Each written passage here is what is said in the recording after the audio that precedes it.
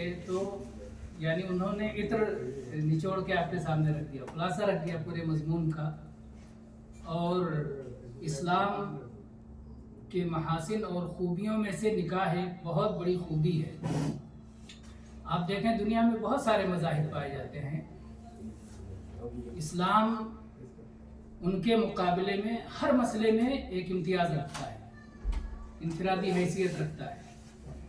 इस्लाम ने बाकी मज़ाहिब की तरह, जिस तरह देखते हैं इसमें अक्सर तो हमारे भारत से ताल्लुक़ रखते हैं, भारतीय बाशिंदे हैं, तो आप जानते हैं कि भारत में कुछ धर्म ऐसे पाए जाते हैं जिनका विचार ये है, जिनकी सोच ये है कि शादी न करना ही पाकीज़गी की अलामत है।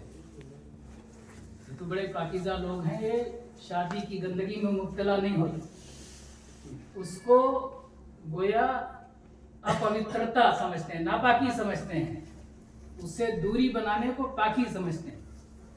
जबकि इसके बिल्कुल बरअक्स इस्लाम ने निकाह को बुलंदी और अजमत बताया है। यानी आप सारे लोग अगर दीनदार हो जाएं और निकाह करना छोड़ दें तो दुनिया ही खत्म हो जाएगी। निकाह को अल्लाह ने जरिया बनाया है नस्ल इंसानी के बाकी रहने का। अब सब निकाह छोड़ दें तो ना आगे इंसान पैदा होंगे और दुनिया मिट जाएगी। इसीलिए आपने हाफिज साहब से आयत सुनी, हाफिज शब्बीर अहमद साहब हाफिज़हुल्लाह से, कि अल्लाह ताला ने कुरान पाक में फरमाया है, वलक़द अरसलना रुसुलन मिन क़ब्लिका वजअलना लहुम अज़वाजन व ज़ुर्रिय्या। ऐ अल्लाह के नबी मोहम्मद सल्लल्लाहु अलैहि वसल्लम, हमने आपसे पहले बहुत से रसूल भेजे और कोई रसूल ब्रह्मचारी नहीं बनाया। ब्रह्मचारी कोई रसूल नहीं था। ब्रह्मचारी कहते हैं ना जिसको शादी ना करे तो बड़ा भारी ओहदा है, नहीं जी। हमने तमाम रसूलों को बीवी बच्चों वाला बनाया था, और सिर्फ बीवी नहीं बीवियों वाला बनाया था। मोहम्मद सल्लल्लाहु अलैहि वसल्लम की बैक वक्त 9 बीवियां थी, है ना? कुल कितनी थी? 11 थी, और बैक वक्त 9 बीवियां थी। तो इस्लाम ने ज़्यादा शादी करना, जो जितने ज़्यादा शादी करे, अगर अल्लाह ने उसे ताकत दी हो, वसाअत दी हो, फराखी दी हो, हिम्मत दी हो, हौसला दिया हो, एक से ज़्यादा शादियाँ कर सकता है और करे तो वो दूसरे से अच्छा है। लेकिन ज़्यादातर लोग तो डरपोक ही हैं, खौफ रखने वाले लोग हैं। और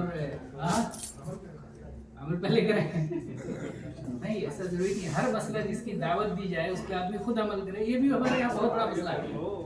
बहुत सारे उलमा इसीलिए बात कहते हुए भी डरते हैं कि उन्होंने दूसरी शादी नहीं कर रखी है तो दूसरी शादी की बात कैसे करें। जरूरी नहीं है कि आप जिस चीज़ की दावत दें उस पर अमल भी करें। बाज़ अमाल ऐसे होते हैं, जैसे अब अजान की फजीलत आप बयान करें, हर कोई तो अजान नहीं देगा, मुअज्जिन तो एक ही होगा, है ना? तो अजान की फजीलत बयान करना छोड़ दें, या तो फिर आप मुअज्जिन को हटा के कहें हेलो पहले मुझे अजान दे लेने दो, बाद में उसका सवाब बताऊंगा। ऐसा नहीं है, ऐसा नहीं कि आप उस पर अमल करें। हाँ, आप जो है देखिए इस्लाम के जो अहकाम हैं कर सकते हो, जो हुक्म है या तो हुक्म वजूब है या हुक्म इस्तिहबाब है। फिर वजूब में भी तफासील हैं, फिर दर्जात हैं सारे अहकाम के ना, और फिर उसी हिसाब से उसके फजाइल हैं, उन पे आमादा किया जाता है। तो हो सकता है कोई और कर ले, आप ना कर सके तो कोई और कर ले।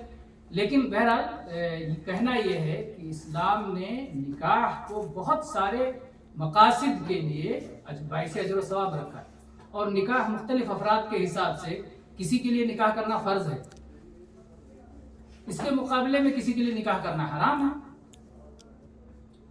और कुछ लोग दरमियान में हैं, किसी के लिए निकाह करना मुस्तहब है, किसी के लिए निकाह करना मकरूह है, और किसी के लिए बराबर है, करे ना करे, है ना?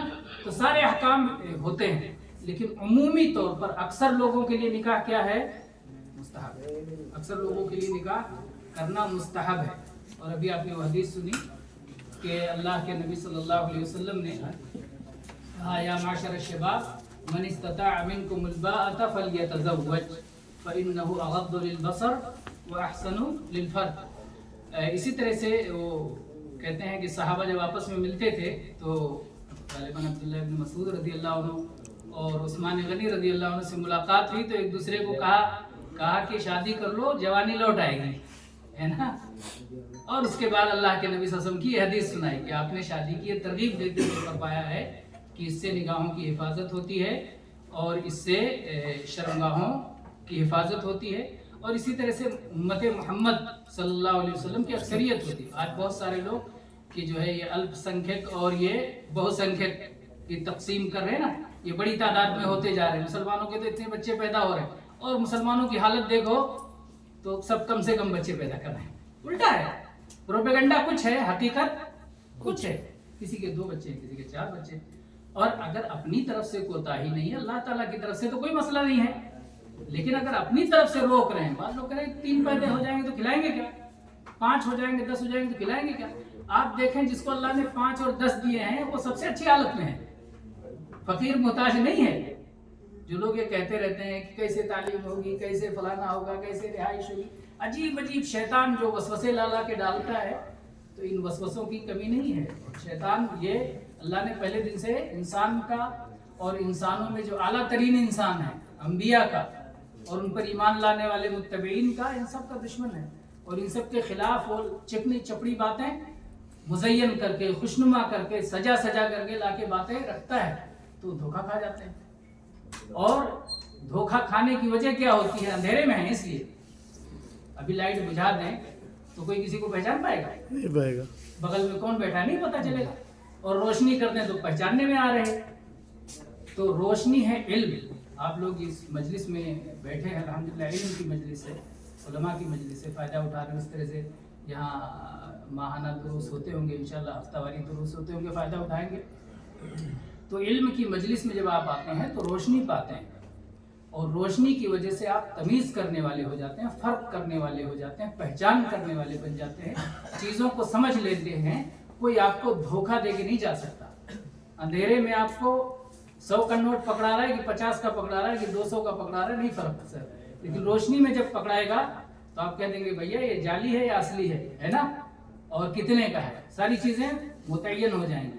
تو چونکہ علم کی کمی ہے، روشنی کی کمی ہے، اور اسی لیے سارے ہمیں ضرورت ہے کہ علم، بہت سارے مصیبت یہ ہے کہ علم کے مسئلے میں بھی کچھ لوگ ہیں جو غلط پرچار کرتے ہیں، کہتے ہیں کہ آٹے میں جتنا نمک ہے اتنا علم کافی ہے، آٹے برابر عمل چاہیے۔ یہ غلط بات ہے، آٹے برابر علم چاہیے، نمک برابر عمل چاہیے۔ کہیں گے آپ صاحب اب تو الٹی بات کر دی۔ الٹی بات کیوں نہیں کرے؟ آپ جانتے ہیں کہ ہمارے اسلام جو ہمارا دین اللہ نے اتارا ہے، دین کے 3 درجے ہیں، معلوم ہے دین کے 3 درجے ہیں؟ سب سے پہلا درجہ کیا ہے؟ اسلام۔ سب سے پہلا درجہ اسلام، کلمہ پڑھ لو اشہد ان لا الہ الا اللہ، مسلمان ہو جاؤ، 5 وقت کی صلاۃ ادا کرو، زکوٰۃ ادا کرو، رمضان میں صوم رکھو، اللہ کے گھر کا حج کرو اگر طاقت ہے۔ یہ پہلا درجہ ہے، اس میں سب عمل کرنے والا ہے نا، زبان سے کلمہ پڑھنا ہے، مسجد جا کے 5 وقت کی صلاۃ پڑھنا ہے مردوں کو باجماعت، اپنے مال کا حساب کر کے زکوٰۃ دینا ہے، صوم رمضان ہے۔ لیکن آپ جب اعلیٰ درجہ پہ جانا چاہتے ہیں تو دوسرے نمبر پہ کیا ہے؟ ایمان۔ اور ایمان سارا کا سارا علم ہے۔ اللہ پر ایمان لاؤ، اللہ کے ملائکہ پہ ایمان لاؤ، اللہ کی کتابوں پہ ایمان لاؤ، اور اللہ کے رسولوں پہ ایمان لاؤ، آخرت کے دن پہ ایمان لاؤ، اور اچھی بری تقدیر پہ ایمان لاؤ۔ یہ سب کے سب کیا ہے؟ سب علم ہے۔ اللہ کے بارے میں ایمان کیا لاؤ گے؟ جب اللہ کے بارے میں معلوم ہوگا، اللہ کا کیا نام ہے، اللہ کے جو ہے کیا صفات ہیں، اللہ کی کیا خوبیاں ہیں، اللہ کے کیا کمالات ہیں، اللہ کی توحید ربوبیت کیا ہے، الوہیت کیا ہے نا؟ تو یہ ساری چیزیں سب کا سب پورا کا پورا علم ہے۔ تو آپ اگر اپنا درجہ بلند کرنا چاہتے ہیں تو پھر علم کی طرف آپ کو جانا پڑے گا۔ وہ تو عمل سب سے چھوٹا والا درجہ ہے نا اسلام، اعمال کا۔ اس کے بعد ایمان کا درجہ اس سے اعلیٰ ہے، اور جب ایمان آ جاتا ہے تو بندے کا شعور، احساس، عقل، سوچ بہت اعلیٰ ہو جاتی ہے۔ وہ اعلیٰ ترین درجہ جو ہے انسان کا درجہ ہے، جو سیدھے سے دل سے متعلق ہے۔ الاحسان ان تعبد اللہ کانک تراہ فإن لم تکن تراہ فإنہ یراک۔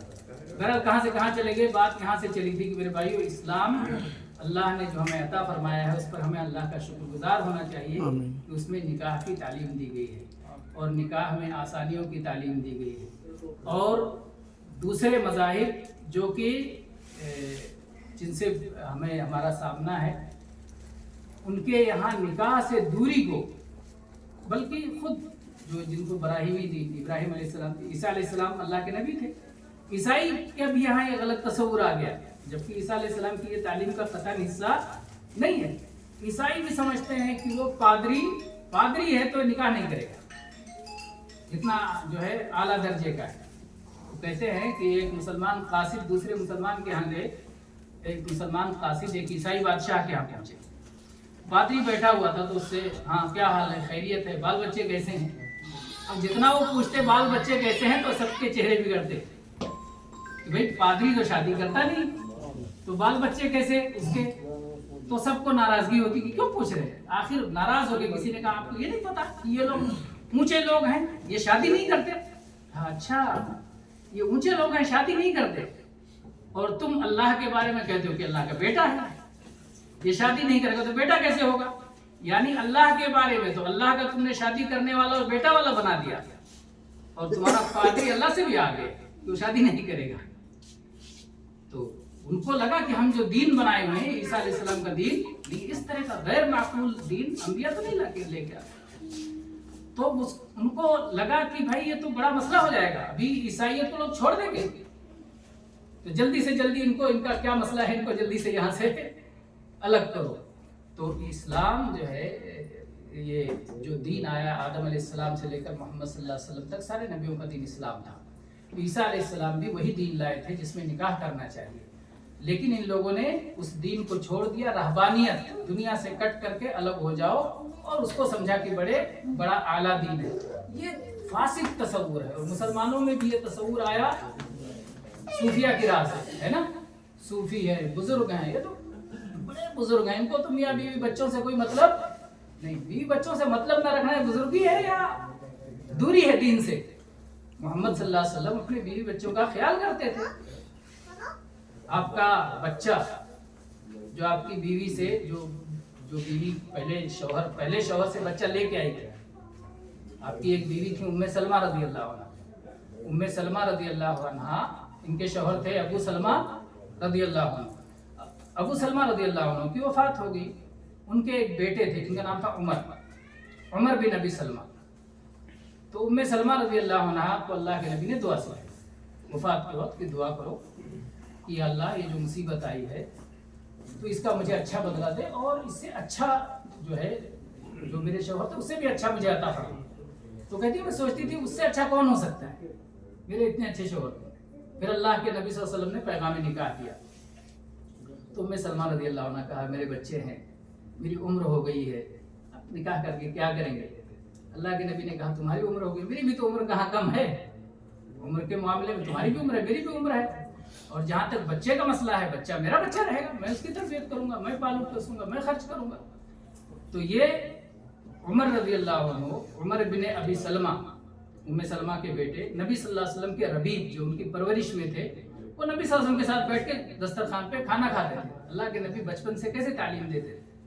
وہ کھانا کھا رہے تو بچہ ہے ظاہر بات ہے، کبھی ادھر ہاتھ بڑھایا، کبھی ادھر ہاتھ بڑھایا، کبھی ادھر ہاتھ بڑھایا، تو اللہ کے نبی صلی اللہ علیہ وسلم نے ان کے کیا کہا؟ یا غلام سم اللہ وکل بیمینک وکل مما یلیک، بچے بسم اللہ کہہ کے کھاؤ، داہنے ہاتھ سے کھاؤ، اپنے آگے سے کھاؤ۔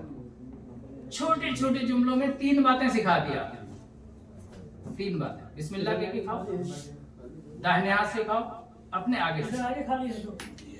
تو اس طرح سے اللہ کے نبی صلی اللہ علیہ وسلم بچے کو، یعنی سب سے زیادہ بچے کی تربیت میں، اس کے پالنے میں اس کو صحیح علم پہنچے، اور اس کی تربیت علم کے ذریعے سے ہو، آداب سکھائے جائیں۔